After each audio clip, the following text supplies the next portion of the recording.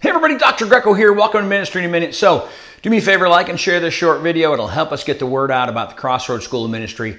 We're going to finish this week with a very, very important discussion. We've been talking about Paul's introduction to 1 Corinthians chapter 1, where he gives us some really powerful advice about how we can overcome the struggles in our life. This whole letter of 1 Corinthians is about how the Corinthians can overcome the problems they're having in their church in a godly manner, but he sets this up foundationally in chapter 1, and these things apply to us personally. Now, we've already said that yesterday we said that unity with other believers is important. We've said that using your gifts and counting your blessings, these things are important.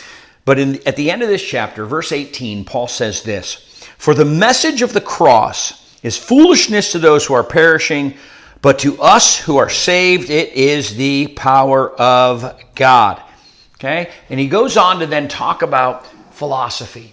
And he says God's purposes, they make intelligent people who think they're intelligent seem stupid, because it doesn't make any sense. But what he's getting at with that is this. Basically, he's talking about our worldview. Now, we don't have enough time in a 2-minute video to talk about worldview, but let me ask you this.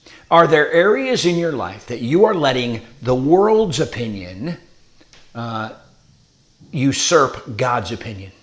Now, I know people who ask me all the time, do I have to tithe? And biblically, tithing's not in the New Testament. First of all, it is. But second of all, you should want to give more.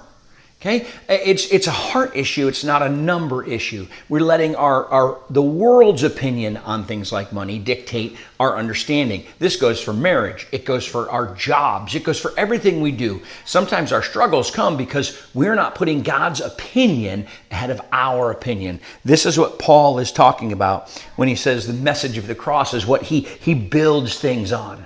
If you allow God's opinion, the Word of God, to be your foundation, the foundation of how you view the world, okay, some of your problems are just going to go away. We'll see you next week for more Ministries in a Minute.